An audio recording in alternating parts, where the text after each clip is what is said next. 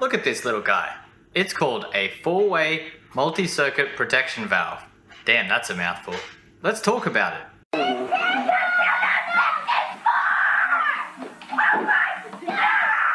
Today we're going to look at what it does, what's it made out of, what's inside, and what all of these numbers mean.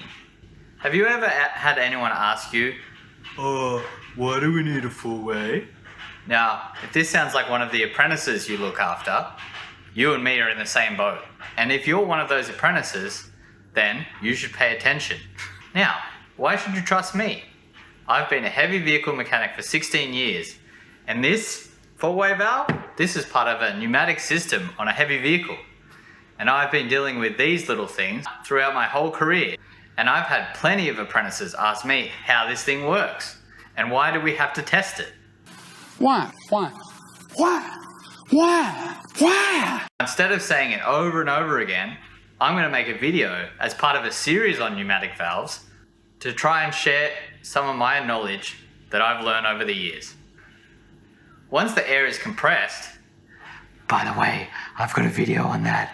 It should be somewhere on this screen right now. Once the air is compressed, clean, and cool, it's time for some four-way action.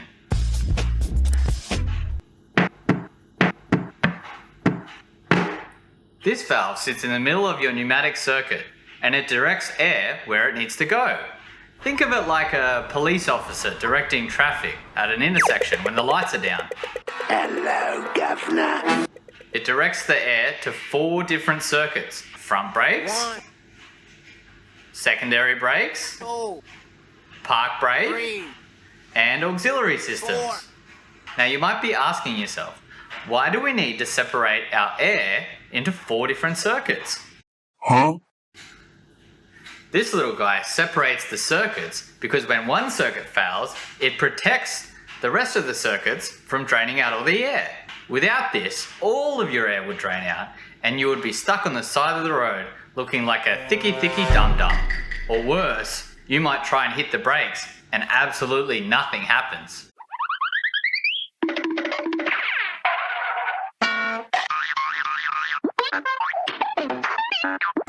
The numbers, Mason. What do they mean?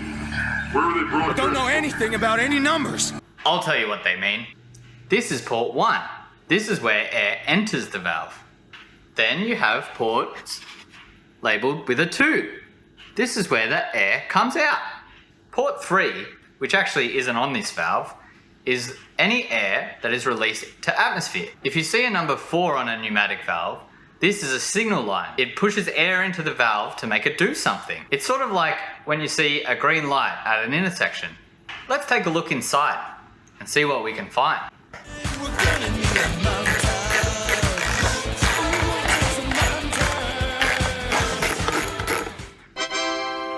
The four-way does not have many parts, and it's relatively simple. I'll show you everything inside in order from where the air starts its journey to where it ends. Let's start with the body of the valve, this part here. It's either made out of steel or aluminium. Both are very durable options. Steel is more resilient, although heavier, whereas aluminium is more susceptible to harsh environments, but it's a lot lighter. As you can see, the valves are contained in a plastic body. Let's move on to the star of the show, the internal components. There are 4 separate diaphragm valves, and these move up and down with pressure differential. It takes a lot of pressure to actually open these up. These internal parts are made from a plastic body which houses them. They've got steel parts for the spring, they've got plastic parts for the cup, and this here is made out of rubber. This is the diaphragm seal. Now you know what's inside, you're probably asking yourself, how does this thing work? As you know from our port numbering system part of the video, air enters through number 1. Air enters through port 1 and is fed up through this hole here. This hole, if you can see, sits just below the diaphragm valves, which sit like this. And when there's 6.3 bar of pressure, this valve will be pushed open. This allows air to come through to come through the bottom and out through the top to be directed out of ports 21 and 22. These two ports feed our front brakes and rear brake circuit. Once those tanks are filled up, it then flows back into the four-way valve at port 1, 2 and 1, 1. This secondary part of the four-way has check valves here and here. Now these allow air to flow through one way. When they flow through, air is then directed onto the third and fourth diaphragm valve in the circuit. These act exactly the same way as the ones at the top, except these open at a lower pressure at about 5.8 bar. So these open up at 5.8 bar. It'll overcome the spring tension and allow air to come up through and back into the body and feed out of our ports 23 and 24, thus allowing all of our air tanks to fill up with pressure.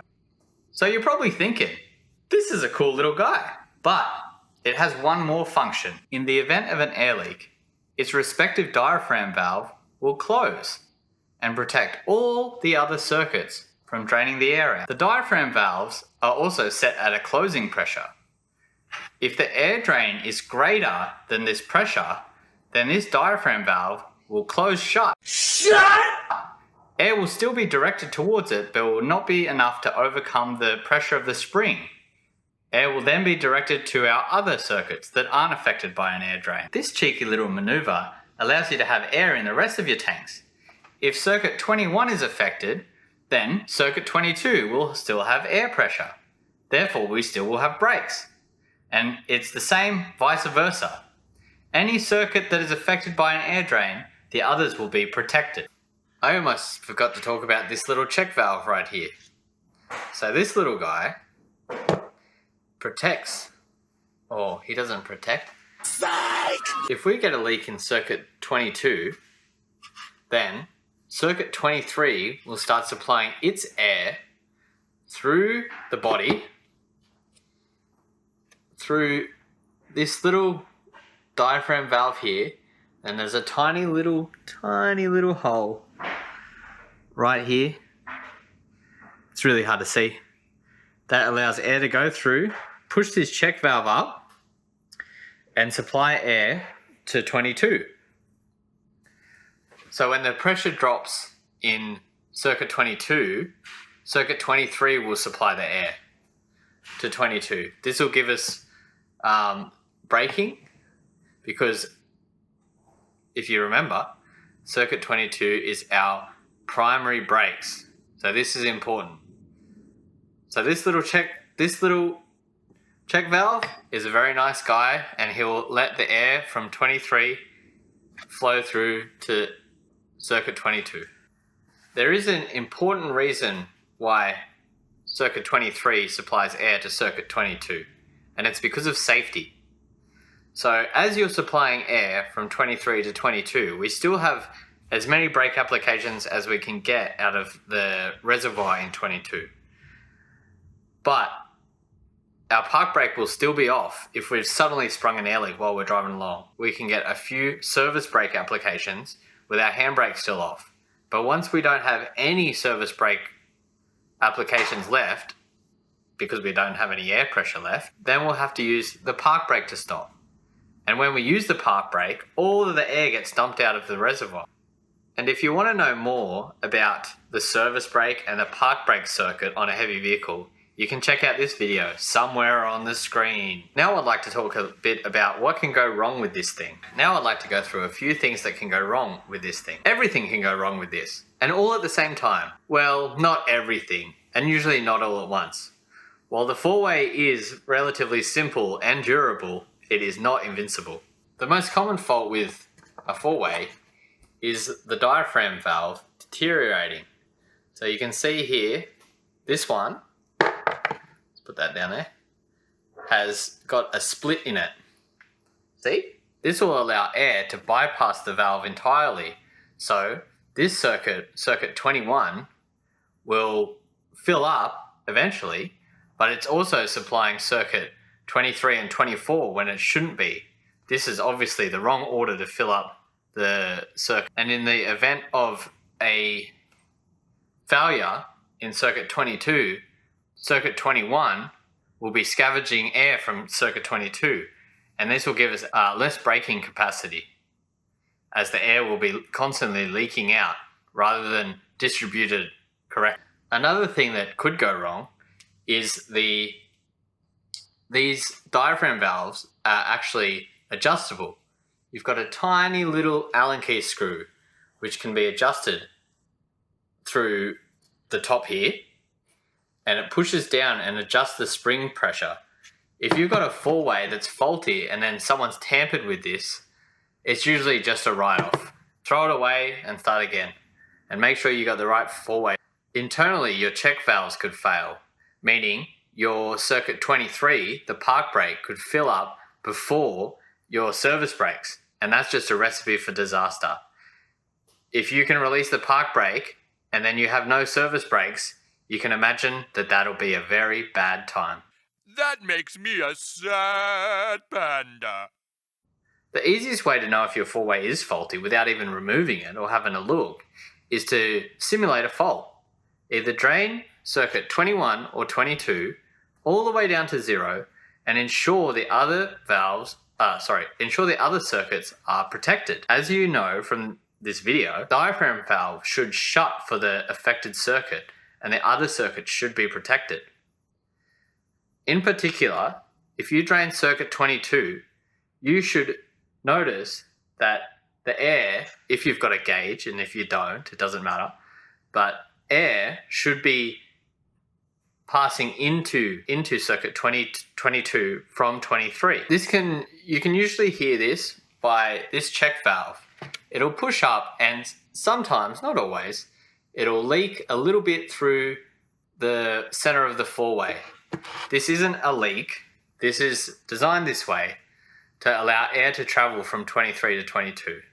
The result you're looking for when you do this test is for circuit 21 or 22, whichever one you're testing, to drain all the way down to 0, and you should get a couple of brake applications. Then your handbrake or park brake, depending on where you live, should not apply. When you do apply the park brake, all the air should dump out of 23, and when you go to release the park brake again, you should not be able to release it, as all the air has gone from 23 to 22. If you do find a result that isn't as expected, or like what I just said, then you'll most likely have a faulty four-way. A pro tip: for the love of God, mark the airlines where they go. It's as simple as getting a paint marker, looking at the body of your four-way, and whatever hose goes into 21, mark it 21. This will not only help you to remember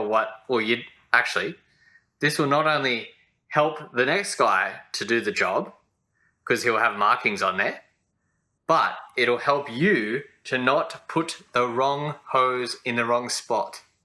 You might think to yourself, there's no way I could do that. And trust me, you will do that. And I'm not speaking from experience. And if you haven't marked the hoses and then you test the four-way after the fact and it's gone wrong, then it is a nightmare to figure out which hose goes where, because usually they all look the same. Thanks for joining me today. I hope you've learned something. And if you'd like to know more about pneumatic systems on trucks and buses, click anywhere on this video that recommends you the next one. See ya. Yes.